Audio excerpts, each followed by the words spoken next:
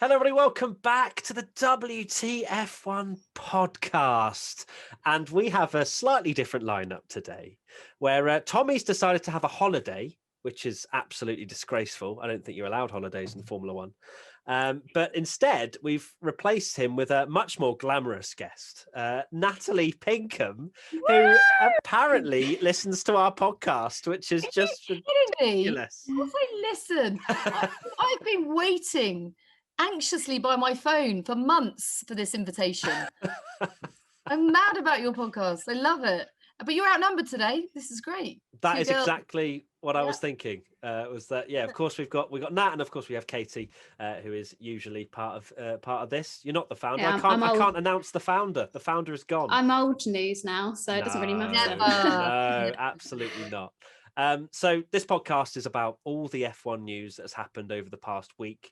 And usually we do a 3-word race review, but instead we decided to do a 3-word review of the McLaren car launch instead. So we got loads of comments, some good, some bad. So we'll go through a few of them. Jacopo_Bal says same beautiful livery. Formula Dank Reddit says copy and paste. R_White says hi Uncle Daniel. And Ollie Handley 66 says music was cringe. Nat, you were actually the host, weren't you? You were there at the MTC. Very jealous. How was it as a car launch from your perspective, I guess? Well, I got to see other human beings. So I think that would be my 3 words: other human beings. It was glorious to get to work and do something and get excited about the start of the season. And I've heard a few things, bit of feedback about the cringy bits of it, and I have to say, I'm very defensive of it because, for a start, ostensibly the car is the same, but a huge amount of work went into the car because obviously they've had to accommodate the new engine and adapt the car accordingly.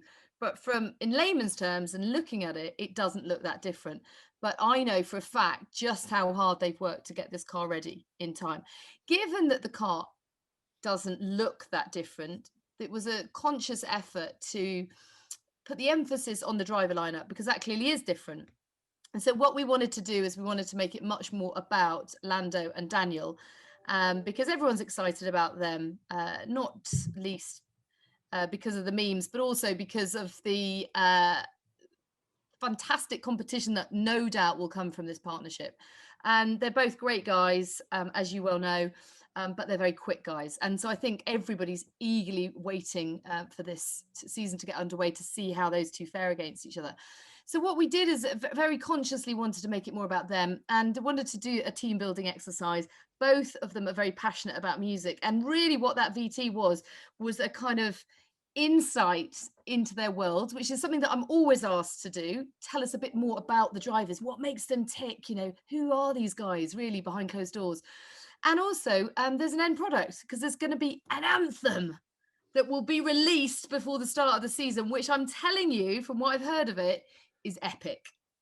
Okay, well, there you go. Katie, what did you think? We usually do our little housekeeping, which I haven't actually done because I'm so excited for Nat to be here. In terms of, because we're on Zoom, Katie, you just fly in as soon as Nat's finished and just keep chatting. Okay. No, that's cool. We usually do that, but it's fine. We've done it live on the podcast instead. Katie. Well, I think McLaren's in a difficult position because you're damned if you do and you're damned if you don't. Everybody's always saying, oh, why would you just launch a picture of your car on Twitter? That's not very exciting. And then when McLaren actually do something different, they're slammed for it and it's called cringe. I mean, we kind of all knew, bless Daniel Ricciardo, that he's not exactly the world's best singer going into this. So that was quite amusing, but they gave it their best shot and it's good content. We're still talking about it now and it's been 2 days since launch. And I'm excited, but slightly apprehensive to hear the anthem. Don't think I'll be making it my phone ringtone anytime soon, though. Oh, come on, Katie. Don't tried it. It's a fair point, though, and there was a lot of discussion, and I can understand why some people thought it was cringe, and I think it was the sense of the fact that everyone expects Ricciardo and Norris to just be best mates already, and I think that's just not how it's going to be. They don't know each other like Sainz and Norris or Ricciardo and Verstappen do. It's literally the start of a relationship, isn't it? So I think that's a really interesting point because actually I think what you're seeing here is 2 guys trying to work each other out. And when Lando first came to McLaren, when he first partnered with Sainz, he was, by his own admission, a yes man. You know, he just wanted to fit in. He didn't want to make a fuss, and he kind of let Carlos lead the way to that extent. And that then formed their dynamic and their relationship, and that worked well for both of them. Now that he's got a podium under his belt, and then he's really established, you know, dare I say it, senior member of the team, compared to Daniel, he is. His feet are firmly under the table, but Daniel comes in with more podiums, 7 wins. You know, this is a guy with much more experience. And so that is why, for me, it's such a fascinating dynamic between two drivers. They're just working each other out. And actually, you just sort of got to let them get on with it. But in the meantime, I like seeing drivers out of their comfort zone. They can't be good at everything. It's so true. And actually you make a good point, because you know they are feeling each other out, and Lando actually came out and said right at the beginning about a team leader role, and I found that very interesting. Yes. Straight out the blocks. Did you see my reaction to that? I was like, whoa, here we go. Drop the mic. Yeah. But it was interesting for him to come out and say that, and it almost feels as though last year, you know, Lando and Carlos having a bit of fun, but now McLaren are getting further and further forward. Podiums are very much on the cards. I feel like this year in particular is a big year for Lando in particular, because if he gets whitewashed by Daniel, I think that then sets his trajectory in Formula One. But if he can match him or perhaps beat him, which personally I think Daniel will have the edge over the course of a season, then that's gonna put Lando in the conversation for, okay, well, if McLaren isn't a top running team, where's he going to go? So it's true. There's so many interesting teammate rivalries coming up, which is awesome. We've got a few questions actually. Formula 63 asks, do you think Daniel and Lando might end up crashing each other out? Everyone is expecting them to be an iconic duo, but what happens if they end up competitive? Which is a fair point. If they're towards the front, I don't think, you know, for example, what was it? Imola. I think Carlos got through on Lando very easy, and it was around P5 or P6. You know, they're happy to swap positions there. But if it's for P3, P2, I reckon it could get a bit more interesting, couldn't it? Look, there's no pairing on the grid that you can rule that out with. They are competitive creatures. They're going to work hard, fight tooth and nail, you know, but I don't think it's in their nature to take silly risks. I don't think that of either of them, that neither of them are reckless. They understand the bigger picture, but I think it's a really good point that you make about Lando particularly, because this is career defining for him this year, and he knows that. So with it will come pressure, but it's pressure that I'm sure he'll enjoy and he'll rise to. And look what Daniel did to Esteban. I really thought, I think having a year out of the sport probably knocked Esteban's confidence, but then to come in and knowing that you didn't get the initial Renault drive because they went for Daniel, so psychologically you're coming in on the back foot to Daniel, and then you've got to try and establish yourself up against a very quick, nice guy that's also very popular and funny and, you know, life and soul of the party. I think it really knocked Esteban's confidence. I saw a very different driver last year, and it'll be really interesting to see what he does against Fernando this year, because he's quick. Esteban is a quick guy with lots of personality and a lovely, lovely bloke. I'd love to see him get back to where he belongs, but it's amazing what it can do to the psychology of a driver when you're up against different types of teammates. That's the same for all of us, isn't it? It's human instincts, human nature. Yeah. And neither of these guys are, you know, they've not just been plopped into the McLaren team at all. They're all have experience racing against feisty teammates throughout the past. So this isn't going to be something that's completely new to them. In terms of crashing each other out, I think, like Nat says, they're not the kind of drivers that are going to be unnecessarily or necessarily reckless to each other. But I think with the McLaren fan base, they've had such a treat the past few years with Lando and Carlos and how meme worthy they've been, as people have called it. But I think now's the time where it's sort of knuckling down and time to be like really serious. They've got that Mercedes power unit in the back of the car now.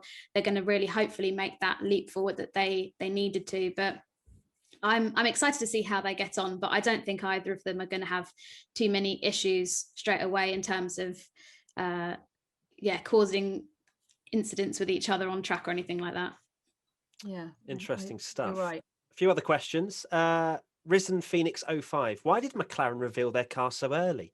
As any rival can copy a simple detail that may be a significant advantage. I mean, it's a fair point that, there are things that journalists in particular will analyze to the very death about a particular thing that's potentially changed between last year's car and this year's car. But McLaren are never going to reveal anything that they think will give their competitors any sort of insight into a particular innovation that they've found.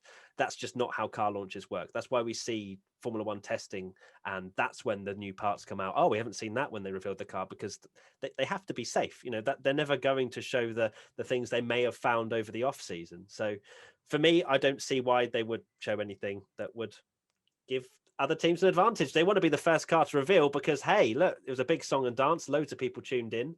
And as we have more and more car launches, I think less and less people will, okay, all right, it's the 8th car launch now. Okay. Whereas if you're P1, it's good, right? Yeah. And they've of course had their filming day the very next day up at Silverstone. So I think it was all very well thought through.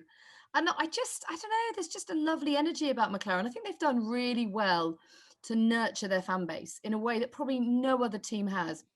I was thinking about this on Monday, because obviously you get hugely passionate Ferrari fans. You get hugely passionate fans for every single team. But there's something a bit different about the McLaren one, because there's a real sense of community, a real sense of family. And when you saw the little faces on the big screen behind us, you felt every single one of them felt connected at a time when we need it most. There's no two ways about that. We need to feel this coming together. But you feel with Ferrari, with the Tifosi, they're hugely passionate, but equally they're very critical. When Ferrari are down, they'll kick them. That never happens at McLaren. They'll get behind them all the more when the chips are down. I don't know. There's just something a bit different about them.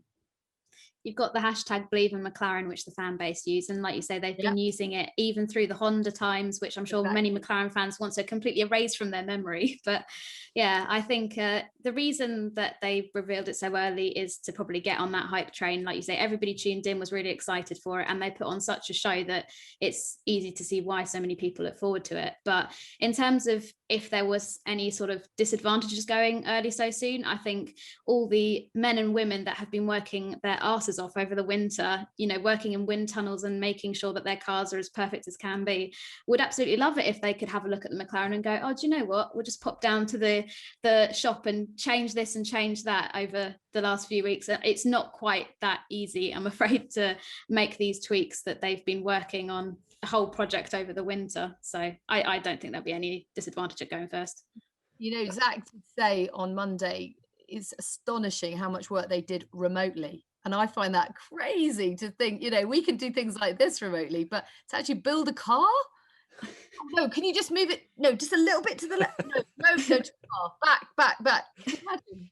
That'd be absolute carnage if I was doing that. But there's some seriously talented individuals to be able to do that. Moving on now, because I think the McLaren car launch, there's only been one car launch, which is so weird, because usually we have car launch week where everything comes out. Sometimes we have 2 or 3 car launches in one day. And instead we've got, I think, one on Friday for AlphaTauri, and then we've got a few that are 3 weeks down the line. So it's a bit weird, this whole car launch week. But McLaren did a good job. Lots of chatter, it has to be said. Next bit of news, I guess, was Fernando Alonso and his bike crash that just kind of came out of nowhere, and he was involved in a road accident cycling his bike, and fortunately enough it sounds like he's okay from the updates that Alpine have been releasing. Obviously it was a massive worry, because you hear about these things, and some drivers love to take risks, and for example Kubica loved to do rallying in his off season, and look how that turned out. But Fernando seems like he's okay, and Katie, you've included a name here, which is, I mean, do you want to try and say that as a question? Or Oleshinsky Jamie? Okay, we'll go with that. I think that was perfect. Thank you. Will Fernando's injury hamper Alpine in testing or race one? What do you reckon that? Very interesting question. I mean, there's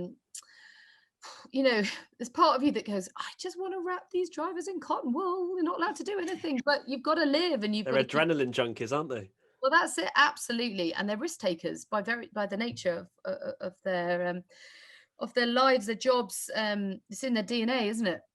And I think that you've also got to let them keep fit, and most of them do cycle to keep fit. You know, that's a way of keeping the weight, of not bulking up, not doing weights.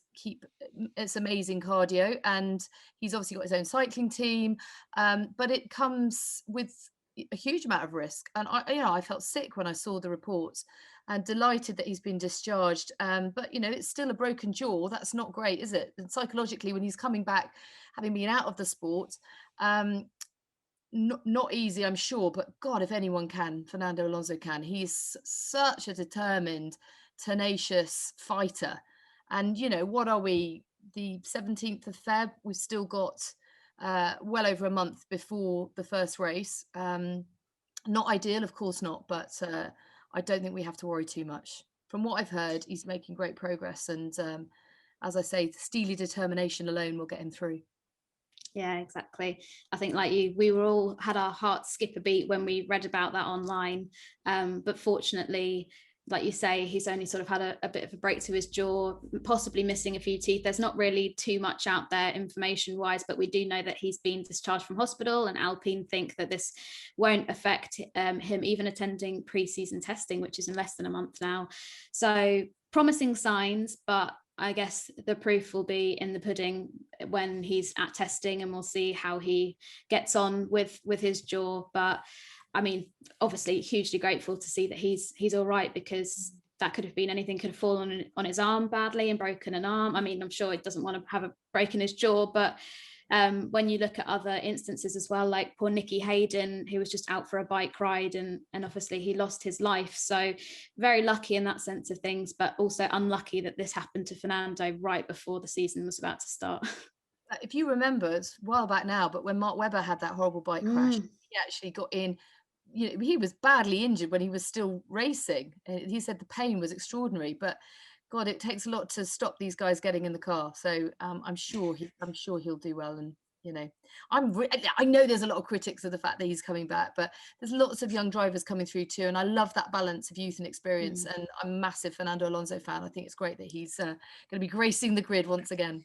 Yeah, can't wait. And as you say, it was a pretty concerning time, but he was quick onto Twitter, wasn't he? And he was kind of, he was replying to all sorts of tweets and saying he's ready and putting his helmet down and all sorts. But yeah, all the best for Fernando. And I'm sure, as Nat says, it's really exciting to have such a mixture, so many teammate rivalries, that it's just going to be content for days. We interrupt this WTF1 podcast for a very quick chat about our sponsor for this episode, ExpressVPN. Netflix hides thousands of shows from you based on your location, and they're increasing their prices soon too.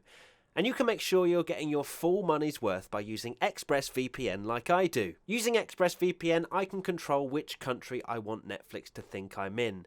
ExpressVPN is also super fast and works on your phone, laptop, even smart TVs, so you can watch your shows on the big screen with zero buffering. So be smart, stop paying full price for streaming services and only getting access to a fraction of their content. Get your money's worth at expressvpn.com/WTF1, and don't forget to use our links so you can get 3 extra months free. That's expressvpn.com/WTF1. Right, let's get back to the podcast. Moving on now, engine freeze. That was another thing that was discussed, I think, last Thursday, which was brought forward to 2022. The Kenji 789 says, what exactly does an engine freeze mean to the grid? Is it all because of Red Bull and Honda? And what does it mean that Red Bull is taking over Honda's F1 engine? Well, it was down to Red Bull, wasn't it, bringing it forward? They were the one pushing it. And, well, after taking over Honda's operation, which, to be fair to them, they could easily, and I think Tommy tweeted this a few days ago, they could easily, with all of this going on and, engine suppliers up in the air, could have just gone, what, we've achieved enough in Formula One, see you later. But instead, they take Formula One even further and take over this operation and really cement themselves on the grid, you'd have to say. Yeah, so effectively the engine freeze means that the designs that you put in at the end of this year, you then have to stick with until 2025. And it's as you say, purely down to Red Bull, keeping them in the sport. It's good for the sport. I think it's accepted across the grid, up and down the grid, that Red Bull's inclusion in the sport is vital. And they said that if the freeze didn't come forward, then they'd be out. I think that what is quite interesting about this is that whatever you have at the end of this year is yours for the next 4 years. So it's a massive year. I mean, it's huge pressure on Ferrari from the off. And again, in terms of the sort of handover between Honda and Red Bull, I think it's really interesting because they'll obviously Honda will keep developing through this year.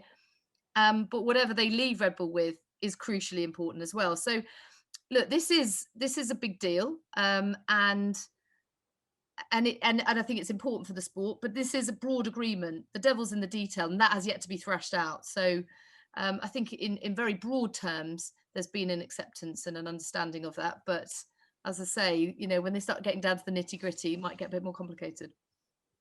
Yeah, it's great for Red Bull because I think we all would like to see Red Bull in the sport for a long time. They've obviously brought so much to the championship since they've been involved, and let's be honest, they're probably the team that's most likely to compete with Mercedes going forward. And the fact that they're able to put sort of money where their mouth is and buy the Honda engine and take that over is a really promising thing. And they don't just have the Red Bull racing team, they obviously have AlphaTauri as well. But like you say, it's going to be an interesting time for Ferrari because they've really got to get their stuff together this year, because otherwise they could be in quite a lot of trouble if they don't produce a good power unit this year.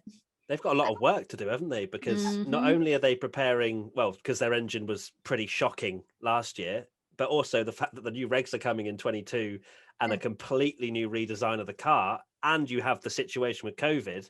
I can't see Ferrari really being able to get all of that together in such a small amount of time. I mean, it's a tall order, isn't it? I mean, all these things are cyclical, though. So that'll be the V6 engines for 12 years, and then they're going to have to move on to something that's much more progressive and relevant. But yeah, God, there's a huge amount of spinning plates, and as if Ferrari haven't got enough on their plate as it is. But look, I hope that they step up to the challenge, because we need a competitive Ferrari on the grid. We do indeed. Charles Leclerc, that big Ferrari deal that he had, I bet he's hoping that not every single one of those years is going to be Ferrari ailing until the regs get opened up again. But let's see. At Racy Boy says, in your opinions, besides the driver changes, will we see much change in the order this season? Well, we've highlighted a few things already, and the teams are having to deal with a lot to try and first maximize their engine performance and also get ready for the new regulations. I've always said from the end of last season that we could see a few surprises, just purely because a few teams might think that 21 is a huge opportunity to really nail down whatever development they want to try and get a really good result in the 21 constructors. Maybe, when we go to the new regulations, they'll fall back again. But I feel like a few teams that maybe are back end of midfield might just have thrown the kitchen sink at 2021, thinking that this is a potential loophole that some other teams have kind of cast a blind eye towards. I don't know. I'm just hoping that it's changing. But yeah, that's my theory. I think rather than concern ourselves with, is it going to be a different order and everything else? When you look at 2020, we kind of went into that really just hoping to go racing. And actually what it turned out to be was an epic season. Now, did it jumble up the order? No, but we still had some incredible races and some surprise results and a huge amount of entertainment.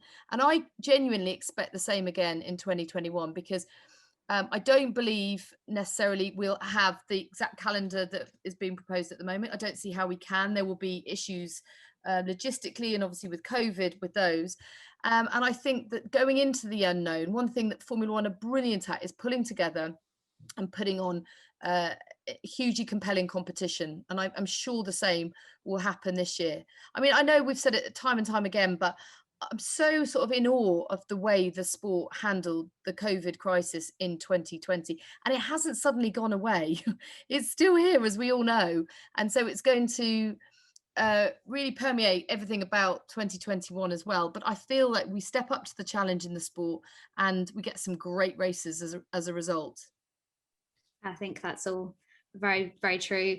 I think we probably won't see much change in the order this season because, like Matt said, people are going to be prioritizing next year. There could be the odd team that thinks this is going to be a good loophole, but apart from possibly the Mercedes in the back of the McLaren, but then again, we've talked about in the podcast, they might have teething issues. So I very much doubt that we're going to get to Bahrain and McLaren are going to be putting it on pole position. Never say never. You're going to get clipped up now, Katie. You're going to get clipped up. I love it. But I hope the same, that 2021 provides the same kind of action that we had in 2020. We didn't have too much change in terms of, regulations and stuff in 2020, yet we still got one of the best seasons we've had in a very long time. So hopefully that will continue into this year and only get better as time goes on. And maybe, Matt, sorry to interrupt, go on. No, that's fine, you carry on. Maybe we will have, and I don't know, you might be coming on to this, a slight shake-up at a few races in terms of the format. And that I was going to just say about the calendar in particular, and kind of get your thoughts, Nat, on. I'm assuming there's going to be some sort of backup plan. You'd have to think that this is the idea. We'll throw that out to the public, but it's not going to happen. I can't see us for a second going to Monaco, Canada, those kind of places. Okay, so that's interesting, because obviously those street circuits are the most vulnerable, because the lead time is so long, because they're street circuits, they take a lot of organisation. But talking to those in the know at FOM and the FIA, they're very confident that the calendar, they wouldn't have put it out there if they're not confident about delivering.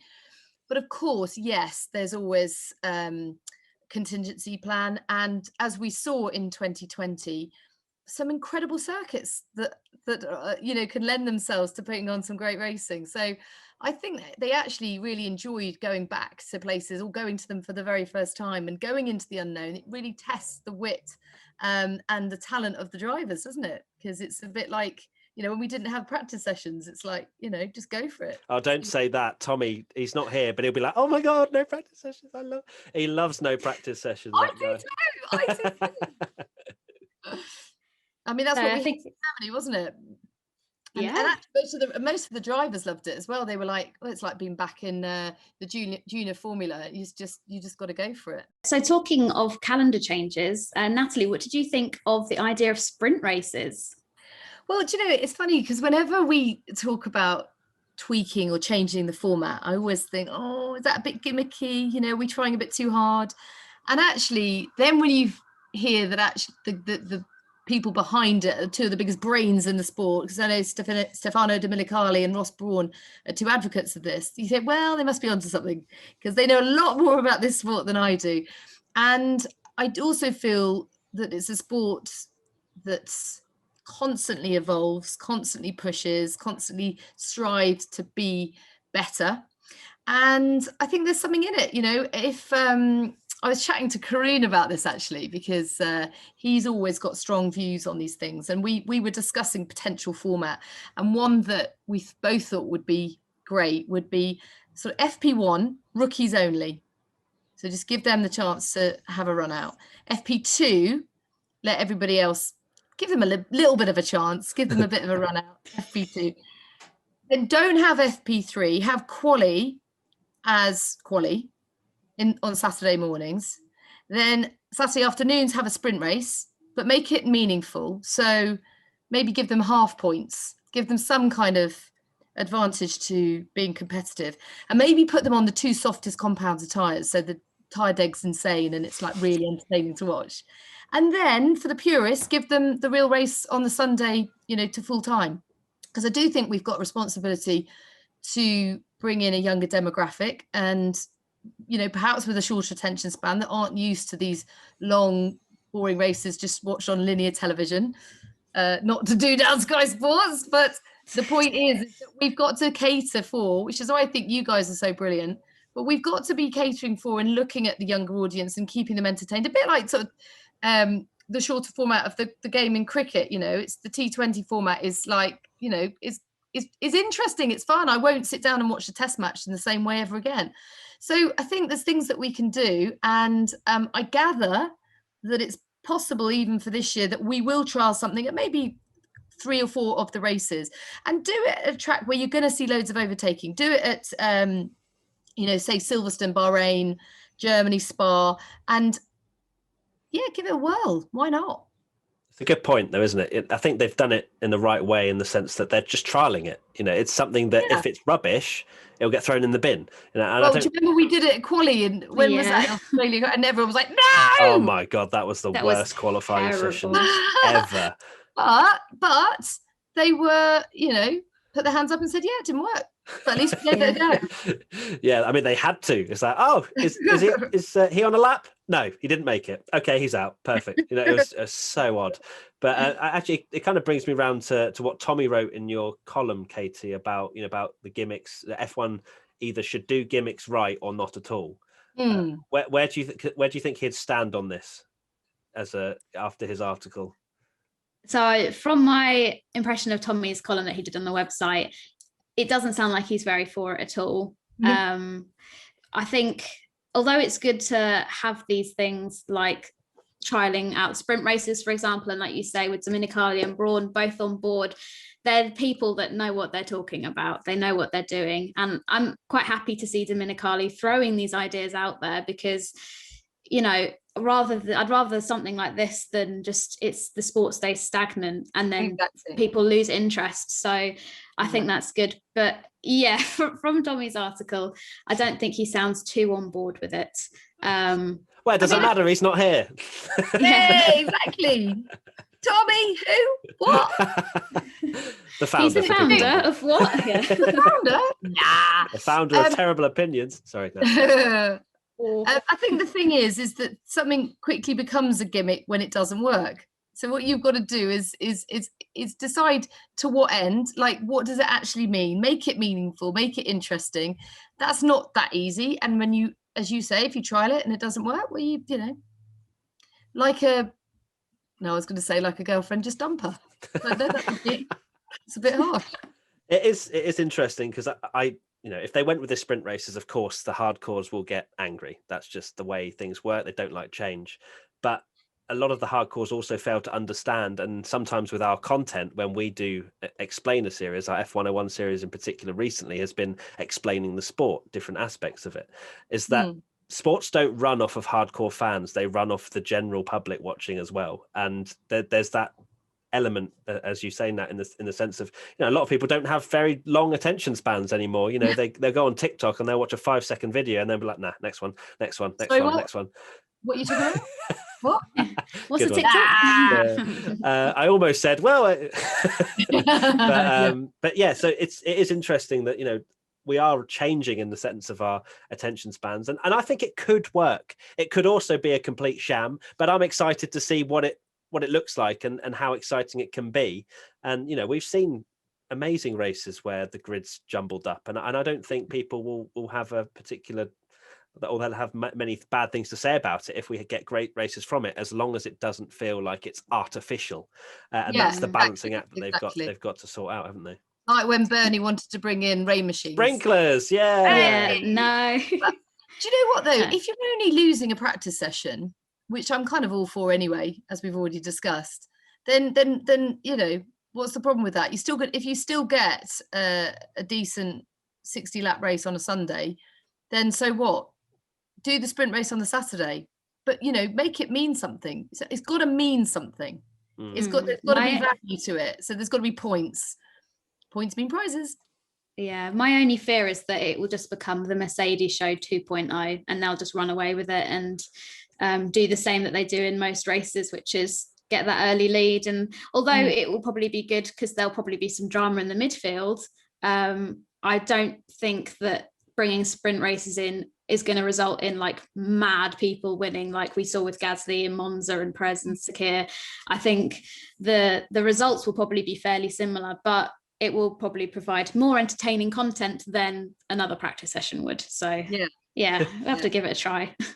Well, that's the thing. Even with this current format, of last year, it's the same format as we've had for a while now, and we had Gasly winning and Perez winning, and it's maybe changing up the track layouts, and we mentioned that very briefly earlier. That why don't tracks change their layouts a bit more? I understand that it's to do with optimal grandstands and stuff like that, but there aren't any fans at the moment. Paul Ricard has 170 odd layouts. Let's try one. Yeah. I mean, Abu Dhabi certainly need to, don't they? Yeah, but Yeah. Well, clearly there are some agreements that But I was going to say there's people a lot higher up and brighter than us. I mean, maybe just brighter than me, that are making these decisions for very good reasons. So you can't argue with it. No, not good enough reason for us. Us F1 fans are never pleased. I know, I've noticed that. Nat, you've had a great time on the podcast, I'm sure. Right, I think that's pretty much it. This is the part where I go final thoughts, which Tommy hates, Nat, so much because nothing comes to his head. But I think as a presenter, Nat, you some things will come to your head. So I'm just going to say final thoughts. Some of the things coming to my head. But let's talk about F1. I am so excited about the start of the season, and I think everyone should be.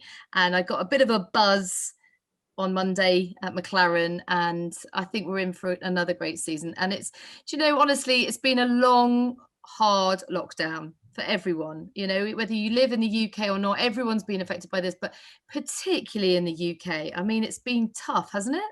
I think a lot of people have been affected. I certainly feel affected, and I know my family and friends have been, in a way that they weren't with the previous 2 lockdowns.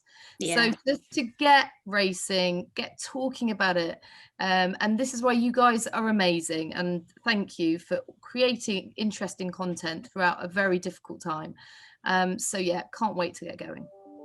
And Katie, your final thoughts? Thank you, Nat. Well, my final thoughts are going to be pretty rubbish compared to that. Come on, just say some lovely things about Nat. Come on. Natalie is my inspiration in motorsport. Okay. It's been actually really wicked to have 2 girls on the podcast as well. I think that's a pretty cool thing, and not something that's very common on, especially a motorsport podcast. So good on WTF1 for doing that. But yeah, thank you so much, Nat, for joining. You are absolutely incredible at what you do. I know that you have a lot of people, both guys and girls, that look up to you, and it's very easy to see why when you present things like this, and the way you handled the McLaren launch on Monday as well was excellent. But yeah, I'm now sounding like a fangirl, so I should probably stop before I get a restraining order sent my way. You're going to get a few tears. I tell you, that's lovely. Katie, thank you very much. And Matt, thank you. Oh, that's brilliant. It's lovely to hear. And actually, funnily, before we end, I remember when I first met you, Nat, which was at the Sky Sports Day back in, I think, 2017 or something. And I kid you not, I was literally, like, when I spoke to you, I was just like losing my mind. I was like, oh my God, it's Nat Pinkham. So, I echo Katie's words in the sense, I've always looked up to you as well in the Formula One world and what you do. So this is becoming the Natalie Pinkham show. I love it. But, we appreciate you. This is your life. And oh yeah, we work on F1 esports together as well, which was a combination I never thought we'd ever have, but here we are. Tell you what, that went bananas, didn't it? Still going. Exponential growth. That is astonishing, but not really surprising given the circumstances, and it's great. And you commentate on it, so why wouldn't you watch? Awesome. Right, we're all going to stop being lovey-dovey now. Nat, thank you so much for your time and joining us on the WTF1 podcast, and Katie, of course, for always being here. And we'll see you for another podcast very soon. Bye-bye. Thanks, guys. Bye-bye. Bye. Big waves. I'm not sure when that will be placed, but I'm just waving at the boxes where I think they'll be. Bye.